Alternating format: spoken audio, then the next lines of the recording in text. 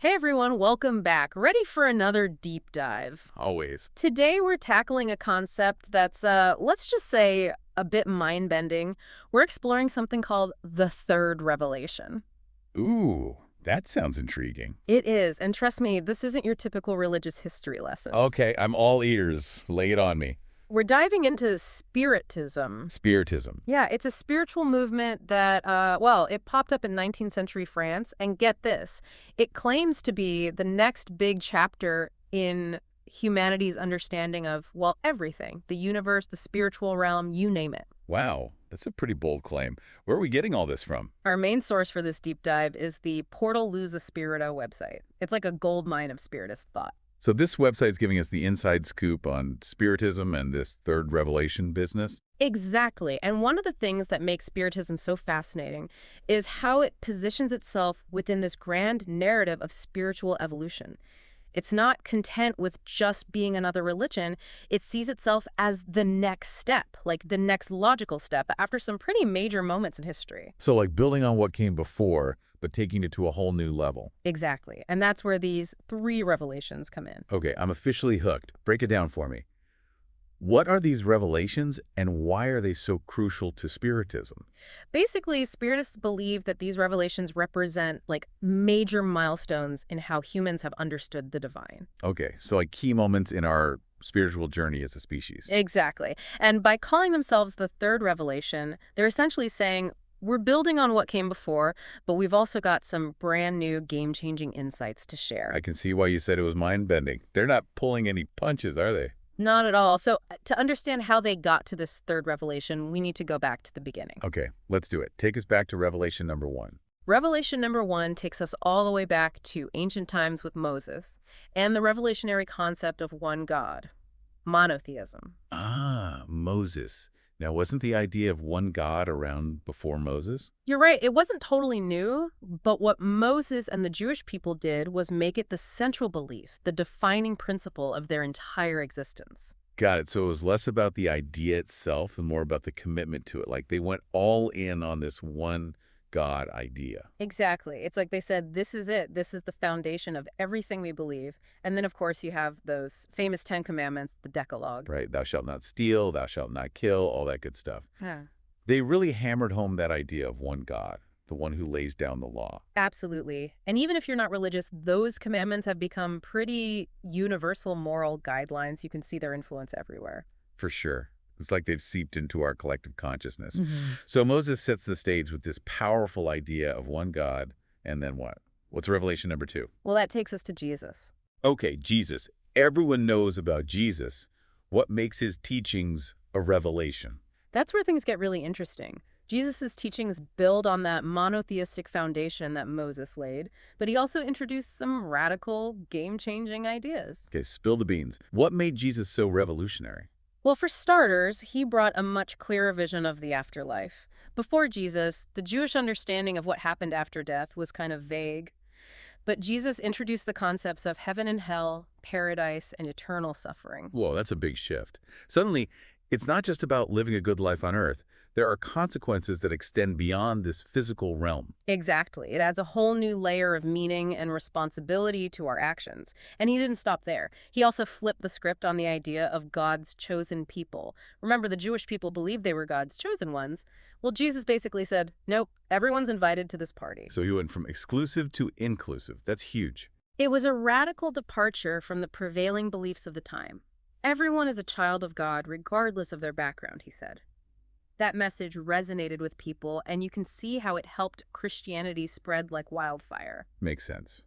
It's a message of hope and unity, something that transcends cultural and societal boundaries. So we've got Moses laying the foundation with one God, then Jesus comes along with the afterlife and this radical, all-encompassing love. Right. Fast forward a few centuries, and Spiritism pops up and declares, we're Revelation number 3, baby. Okay, so they've set the bar pretty high. What makes them think they're worthy of joining that exclusive club? What did they bring to the table that's so groundbreaking? Well, they're making some pretty audacious claims. For one, they believe they are restoring the true teachings of Jesus, suggesting that over time, his message has been lost or distorted. Interesting. So they see themselves as the keepers of the true flame, so to speak. You could say that. But here's where it gets even more interesting. They also claim to reveal new information about the spiritual realm. Not just rehashing old ideas, but offering fresh insights, like they've got the next chapter in the story. And get this, they're trying to connect their teachings with science. Now that's intriguing. Religion and science don't always see eye to eye. Exactly. But Spiritism is trying to find that common ground, appealing to both faith and reason. Okay, now I'm really curious. Yeah. But if this is a third revelation, wouldn't you expect a single prophet or leader figure like Moses or Jesus, someone to deliver the message? That's where things take another unexpected turn. Spiritism doesn't have a single founder or prophet. So no charismatic leader with a booming voice and flowing robes? Nope. Instead, it's based on messages received from spirits channeled through multiple mediums. Whoa, okay. So it's not tied to one person or one particular time period. Exactly. They believe the spirit world is constantly communicating with humanity, and it's up to us to be open to those messages. That's a very different approach from most religions. It is. So, before we go any further, let's give everyone a quick overview of Spiritism. What are some of the core ideas that make it unique? All right, so picture this. You're not just living one life. You're on a journey of growth and learning that spans multiple lifetimes. Reincarnation. Exactly. Spiritism embraces reincarnation and spiritual evolution. It's not just about dying and going to heaven or hell. It's about your soul coming back over and over, learning and growing each time. It's like choosing different classes each semester. Each life is a chance to master a new skill or overcome a particular challenge. I like that analogy. So our successes and failures in this life are all part of a much bigger picture, a soul-level curriculum. Exactly. And the challenges we face aren't meant to punish us. They're opportunities for growth. You wouldn't get stronger if you never lifted weights, right? It makes sense. So it's not about punishment, it's about progress. What about karma? Does that factor into their beliefs? Absolutely. Spiritism believes in the law of cause and effect. What you do in this life, good or bad, eventually comes back to you. Like throwing a stone into a pond? Those ripples will eventually reach the shore. We're reaping what we sow, lifetime after lifetime. Precisely. It's not about some cosmic scorekeeper tallying up your good and bad deeds.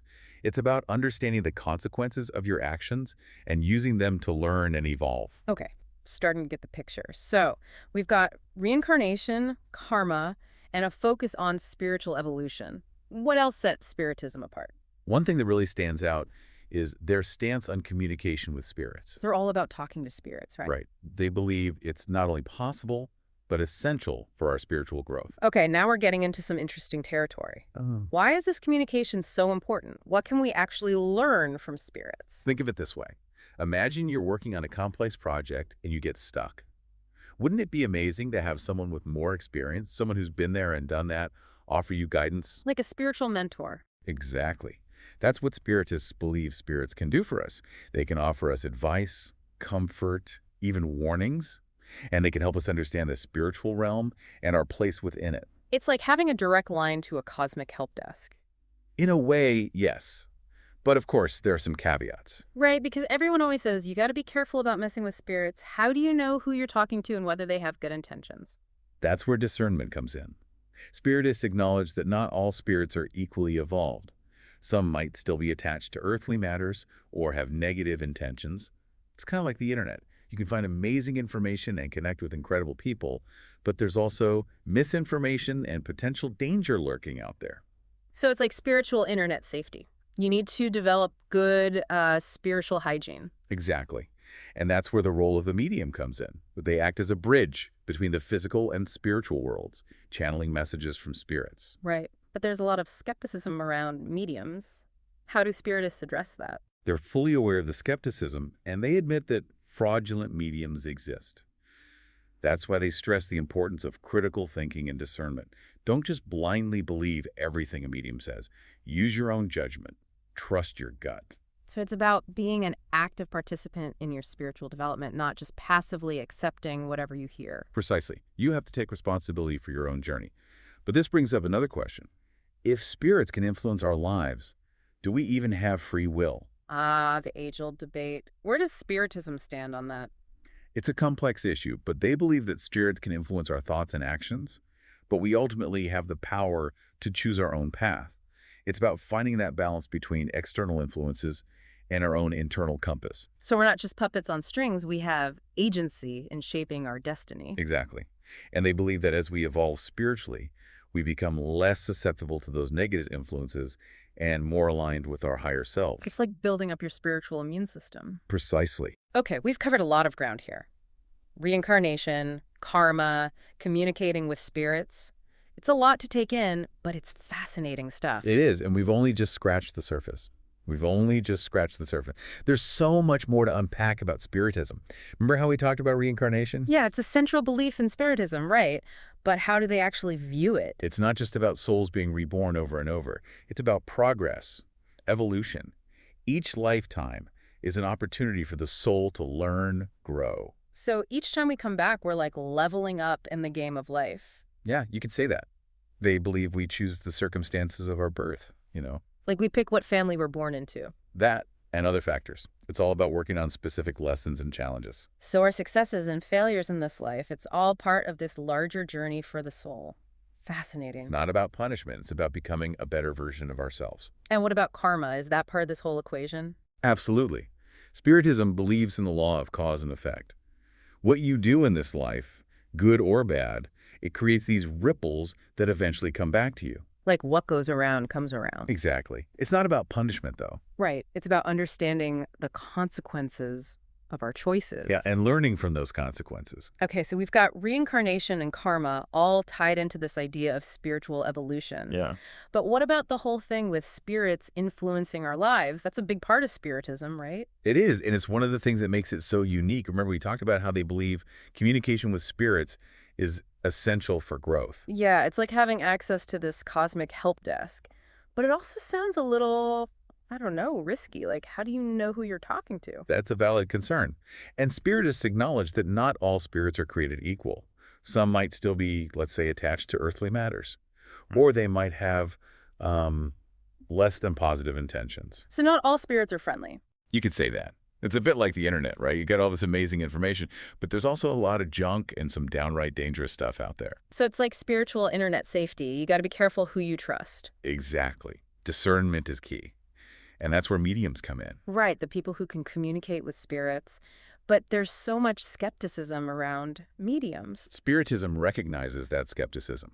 They know there are fraudulent mediums out there. That's why they emphasize critical thinking. Don't just blindly believe everything a medium tells you. Use your own judgment. So you have to take responsibility for your own spiritual journey. Exactly. You're not just outsourcing it to someone else. But this brings up another big question. If spirits can influence us, does that mean we don't really have free will? Yeah, if they're whispering in our ears, are we really making our own choices? It's a question that's been debated for centuries.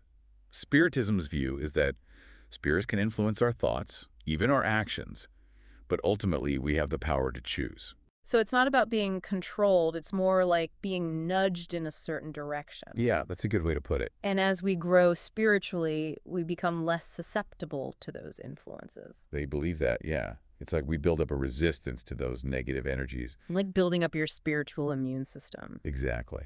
Okay, so we've talked about reincarnation, karma, spirits influencing us. Where does Jesus fit into all of this? Because we talked about how he represents the second revelation. Yeah, he's a big deal in Christianity, so how do spiritists view him? Well, this might surprise some people. Spiritism views Jesus as a highly evolved spirit, Okay, so far so good. but they don't see him as the only Son of God.